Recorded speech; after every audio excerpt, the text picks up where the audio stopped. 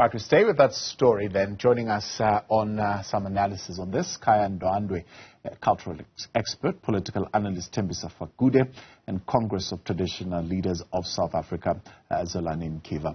All right, gentlemen, good evening. Good to have you, and thank you very much for coming on this evening.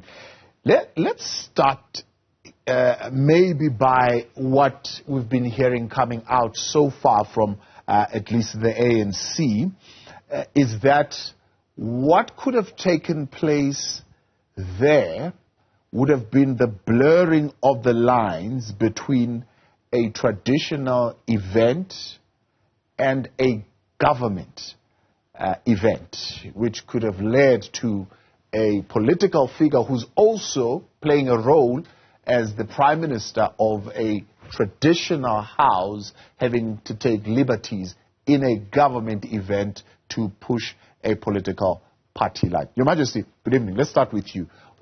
How do you feel about the couching of that analysis? Well, in South Africa, you know that the government coexists with the institution of traditional leadership. Government being the organ of people's power, works with the institution of traditional leadership, which is an institution that represents the custodianship insofar as the aspirations of the people are concerned and in line with their own culture as well as their own design of living. So the two must always coexist and be co-managed in a manner that is very responsible, in a manner that understands, that takes into account actually the historical issues of our country, because the institution of traditional leadership predates the modern form of governance. So at all material times, the management of the national question must take some kind of an approach that ameliorates the two, to try to blend modernity and tradition as two sides of the same coin.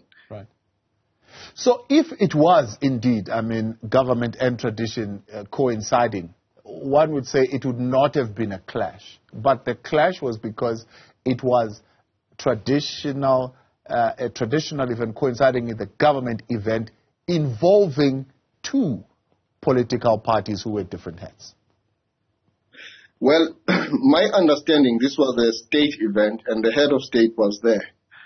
Of course, His Majesty, the King of the Zulu Kingdom, was there because it was an event which was purely dedicated in honoring his great-grandfather, who himself, who happens to be the first honorary president of the ANC, which at that time was purely a liberation movement constituted by all the cultural ramifications of Southern Africa when it was established.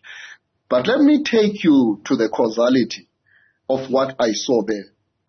I think it's not an issue of a contradiction between government doing an event working with the institution of traditional leadership. The issue there is to bring petty party political issues in an event of that nature. This was not a petty political event. It was a national event dedicated to a national hero, a national leader, and a treasure of South Africa insofar as our heritage and history is concerned. So there was no point to bring petty party political squabble and commenting in that particular event, especially taking into account the fact that we are just 2 months away from an election. So there has to be some kind of restraint, and the politicians must be very tolerant. And indeed, I agree with the commentary that says that some level of maturity is required, and be sensitive into what you can raise at a particular epoch in history. Yeah. Timing is everything insofar as this is concerned. So from the point of view of Contralesa, we will just call for tolerance on the politicians, for people to be sensitive that what they say may just spark a situation where we can find ourselves in a pre-1994 situation where there was violence. There's absolutely no need for violence. The South African democracy has matured, and it has matured with a humble and a meaningful contribution of the institution of traditional leadership in managing our affairs. Mr. Fakude, is this a case of when how the traditional leaders and the government collide with the ambitions of political leaders? No, for me, I think it's just misjudgment, bad manners coming from someone who has demonstrated in the past bulliness. He's been bullying a number of people, including the Premier of KZN. And I think he should have been called to account, and he should have been called to order by the President of the ANC after the event. There was absolutely no need for him to grab the mic as he did. Just pure bad manners. And there's no other way of describing it. We don't even know what Mr. Thulasizwe Buthelezi was going to say. He should have been allowed to say whatever it was that he wanted to say. And Mr. Duma should have insisted on the right to respond if he was going to be offended in any way or form. So for me, from where I sit, it's just pure bad manners and a bully who's been doing as he pleases in KZN and in front of the President and the King of the Zulus. He knows that the ANC is very desperate in KZN. And many leaders of the ANC will tolerate whatever it is that comes from him because they need him to continue campaigning and ensure that the ANC wins and gains the premiership in KZN. So that's that. And I don't think there's any need for any of us to beat around the bush when it comes to this matter. For me, it was just pure a matter of bad manners, misjudgment, and just disregard of protocol. Yeah. Is there going to be a political backlash or even fallout from this incident with an ANC that already is showing signs of losing some wards there in KwaZulu-Natal especially? Well, I'm glad I heard the president of the IFP, Mr. Thembisa, brushing this off and basically saying we'll move forward, notwithstanding what has happened. But I don't think anything's going to happen from the ANC. The ANC is currently very desperate. It needs whatever support it can get from KZN, and KZN is led, unfortunately, by Mr. Duma, who is a bully in all appearances, whether he's bullying the Premier of KZN or not. So they have him as the leader of the campaign in that province, and they'll do whatever it takes to keep him in that position. And I don't see any reprimand coming his way. We should have at least already had something, even if it would have come from the General Secretary of the ANC, who's quite outspoken on these matters. But he's, 24 hours later, we're still having this discussion, and no one has said a word of condemnation of what was clearly bad behavior and going against the protocol of gatherings of such nature. Well, I don't speak for him, but he spoke to my colleague Olim Gambi earlier on saying it's precisely protocol that he would have put ahead of, I suppose, his own desires and own ambitions, to say the Prime Minister of the Zulu House broke protocol.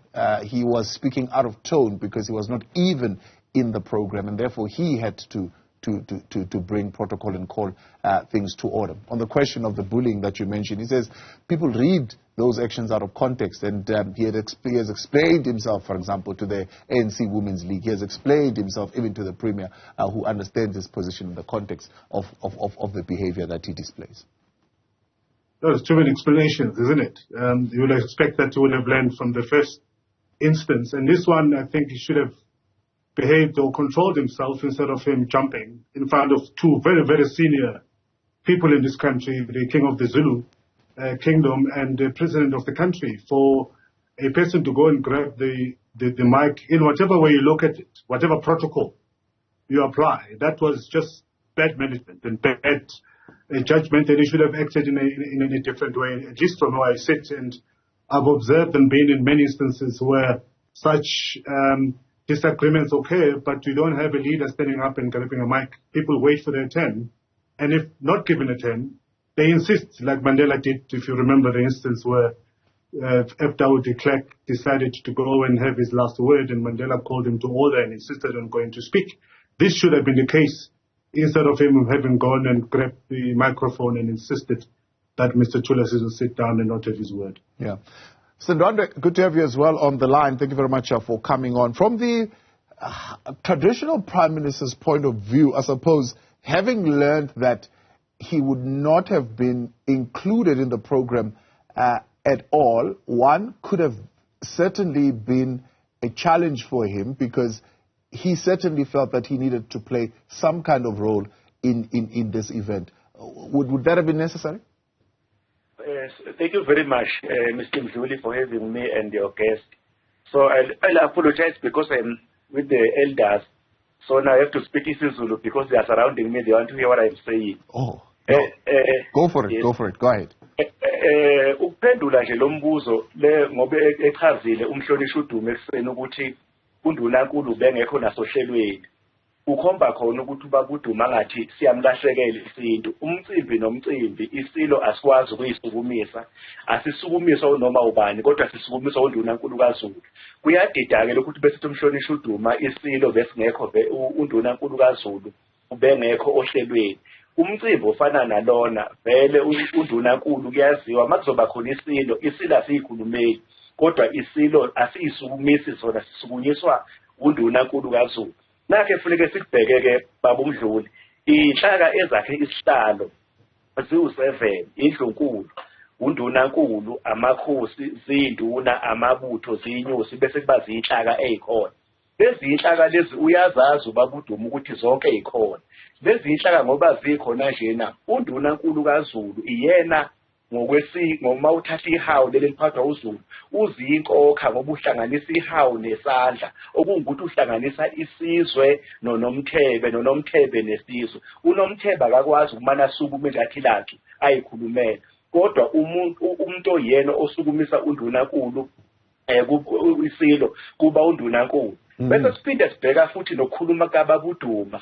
Uma ngabe ukhuluma ngesilo awulisebenzisi igama elithi wena nangephutha lelo gama lelo. Kukhomba ukuthi uDuma khona lolulaka abenalo neNdunankulu kaZulu. Manje mayesembone sephambi kwakhe wasiyasukuma.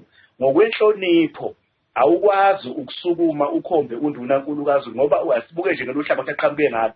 Ukuba uyinxele ahluthukele inhliziyo yamshaya ngenhlanakelo bebekonakala kakhulu. Wenze iphutha ubabuDuma akangahloniphi isilo, akangamhloniphi umengameli wezwe, akangahlonipha nesizwe siphelele. Ake sibheke indaba kaNdunankulu. Uma uNdunankulu esukuma ebika isilo, kuvumelekile ke ukuthi yena abese egxizelela kakhulu ezombangazwe ngasohlangothini lakhe. Yebo futhi ngiyakuzwa. Ngicabanga ukuthi mhlawumbe naye uNdunankulu bekuyolinga ukuthi amlinde aqede simgxeke egcineni. NoNdunankulu ngiyacabanga ukuthi njengoNdunankulu wethu naye uyadinga ukuxwayiswa ngoba bese kuzoba ngokwesibili engwavuma ukhulume ngobaba umncwango lokhu eSHNSA. Futhi namhlanje na bekuzoba umntolo. Kusasa ngomcimbi olandela kuzoba yini. Kufanele lelo phutha lilungise. Into efanele yenzeke befanele dlalele inkulumo lena kodwa nxa ukuthi ngabe politiki bobabili noDuma ngwepolitiki khona lapho ekuthola ukuthi bashayisana khona. Uma ngabe uzosukumisa uNomthebe into thina besiyilindele njengoba singosomlando nje wawona umcimbi lo yana mfuthu umubuka kahle bekufanele ngabe uphethwe ungqongqoshe mhlawumbe wezobuciko namasiko noma mhlawumbe kuthathwe uDr Mxolisi Dlamuko ophethe ama-heritage noma kuthathwe oDr Mazibuko osomlando baphathele umcimbi. Kwayena uDuma bengafanele uphethe le mcimbi ngokwesikhundla sakhe anaso kwiposition. Lokhu kaNdunankulu ukuthi yena bese egxeka khona lapha abazana khona kodwa kahle sekuzomushakala umcimbi. Asivumeke ukuthi uNdunankulu bephazama kodwa ukusukuma ngoba ekhona nje ubabuDuma naye uNdunankulu wakhe umfundisi uButhelezi ngoba nje ethwele iqhele nje khomba khona ukhonzile kwaZulu nakuye uNdunankulu befanele amhloniphe khona lenkundla bepolitiki lapha bebengashana khona sebebona khona ukuthi kufakwe ipolitiki ezintweni zakwaZulu yiphutha elikhulu mne wethu. Your Majesty, let's turn, I suppose, to the question that has come up because of this now is whether or not, one, the position of the Prime Minister is one now that should be acknowledged even within the constitution, because Mr. Duma says, it's not even acknowledged in the constitution. The royal house, the royal family, the king, all that is recognized. We know their position and the role that we need to play. But this one of Prime Minister seemingly elevating itself above all the others. No, I don't think that we really have to go to the extent of saying that everything that is cultural and traditional has to be recognized constitutionally, as long as it is recognized culturally and communally, because some of these things, they are part and parcel of our design of living. I really don't think that we should overload our constitutionalism with such. Because we'll end up demeaning some of the tenets of our own traditions, which are sometimes sacred. So we will even now have to go even to the extent of saying that, spelling out in the constitution on how a traditional prime minister must be actually be appointed and so on and so forth. I think we should leave such within the intelligence and the wisdom of the traditional institution, as it were. But I think that, we must say here that we must communicate very constructively and not cast aspersions and be judgmental. What had happened yesterday is actually very much unfortunate. And ours is to provide leadership as the Congress of Traditional Leadership and give an advice which seeks to say things like this must be better managed in the future so that we do not have this kind of situation repeating itself. I had pointed out that let us not bring petty political issues into an event of this nature, because this was not a political rally. Yeah. This was a state event meant to celebrate one of our ancestors. And therefore we should we should take out petty political squabbles. To pour paraffin to fire now and point fingers and assassinate a character of one of the two leaders that were involved in this squabble is not going to be helping the situation. I think from where we stand, it was not right to raise petty party political issues in that podium. Perhaps even the response by the program director was a little bit emotional to the extent that we're now talking about this and it has become topical. So I think both leaders must learn that in future they must have, a particular way of dealing with issues, especially in a public discourse. So for us as Contralesa, we simply say that it's a hard lesson that we need to learn from, but what we are calling upon is for our leaders not to repeat things like this, because they become an embarrassment to us as the natives of this country, particularly for an institution that predates coloniality. When we are restoring our dignity, we should be quite very sensitive in the manner in which we manage events of this magnitude. And I think I cannot overemphasize the fact that we ought to take out petty party political issues. So what's the duty then of the political leaders now? Because, of course, the ANC seems to feel it hasn't been proven. The IFP says, look, provide proof. It would be irresponsible for you to make such allegations of violence and so on and so forth without providing the proof. It would amount to really provocation. But what's the duty now of the political leaders, this having transpired, to manage the situation, knowing that these tensions in the past have led to rather dire consequences? Now let's draw a line between a state function or a state ceremony and a political rally or a political platform where there has to be political exchanges. Let us just draw a clear line. And I think that line is known how it is drawn. And an event like this, especially in this era wherein we are approaching elections, there is no point to bring in something that you know, obviously, that it is going to create a spark that is going to, invite an unnecessary response for that matter. So for me, I think that let's draw a line between state functions and political platforms where party political formations can say whatever they wish to say. Let us have a respect for the decorum of the state and allow everything that happens there to be something that manifests as essence of unity of the nation, so that you bring everybody on board, not to come up with statements that are inflammatory, which are going to divide our people. That event is an event that teaches us where we come from, teaches the young people of this country about the history, the heritage of a warrior king who gave his life to ensure that today we have realized what we have in the form of democracy. We are celebrating those 30 years that we have. So if one wants to come there now to bring in a statement that becomes a poison into the whole equation, it can't be right. So I don't think we should be judgmental. I think at the best, we must say that these leaders did something wrong in a wrong platform. They should not have done that there. It should not be repeated. And as Contralesa, we call again for maturity and tolerance upon the leaders.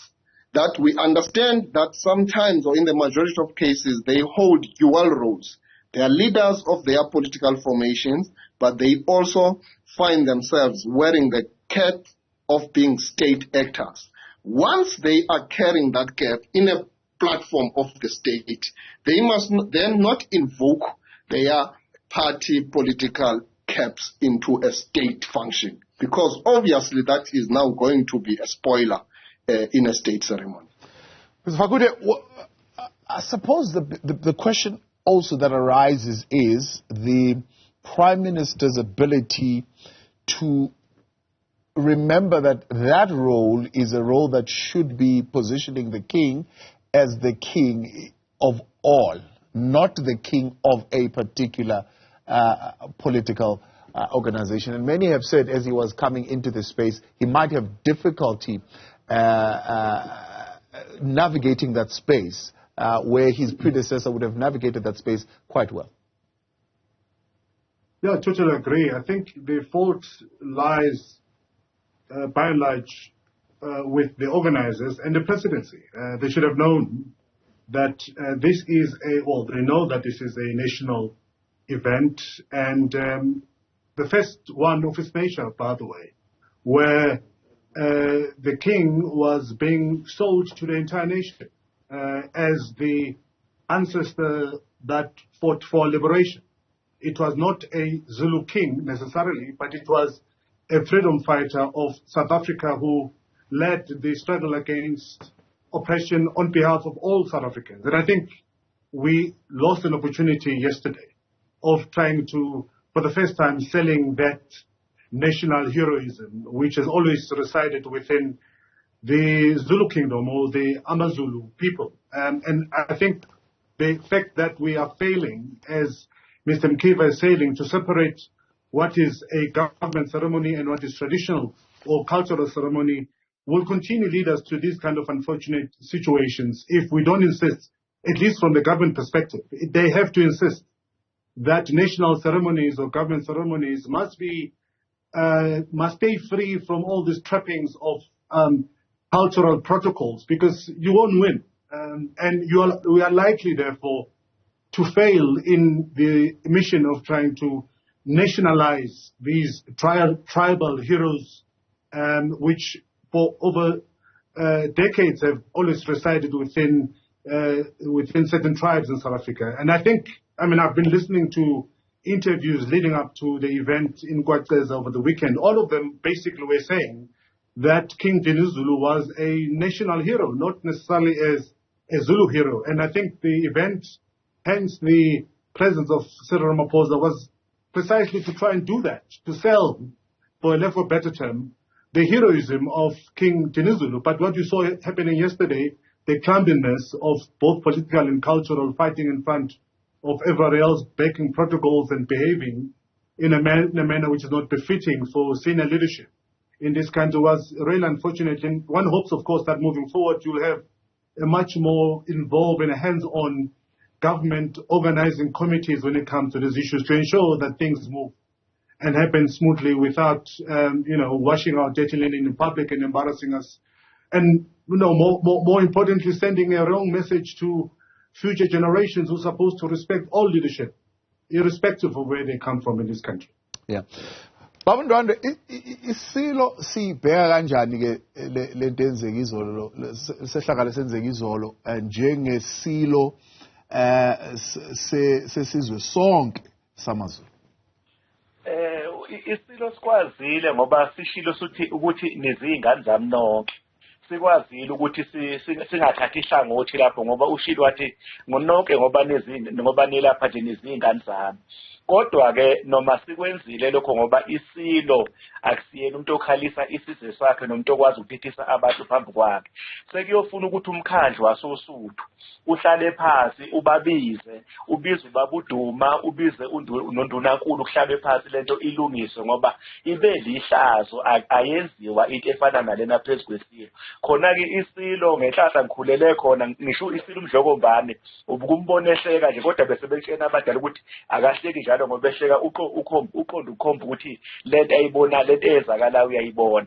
Bekungafanele lento yenzeke. Isilo sikwazile ngoba sikumanga sathetha silindile kwafika ithuba laso ubabungomane uNdunankulu wasethula ubabungomane wasisukumisa njengokujwayelekile. Emva kwalokho akangebikho umuntu esimgxekayo sithatha uhlangothi kodwa ekugcineni kosuku kwasona silimele ngaphakathi ukubona abantu abangabaholi besizwe sakhe noma besizwe sikababa wakhe bezokwebhana phambi kwakhe kakhulu ke kweqiselwana ngamazwi ebhekiswa kusisilo eqiswa kuNdunankulu. Ngicabanga ukuthi ke siyohlala nabo phansi ngendlela efanelekile kodwa kuba sekudala khona bebezohlawula mfowethu bakhiphe nje inkomo ngoba awukwazi ukweqa uNdunankulu. Fanele nesilo lapha bekufanele sifundise isifundo ukuthi uNdunankulu ngoba ngimbekile nje ngimbeke ngoba ngimethembile.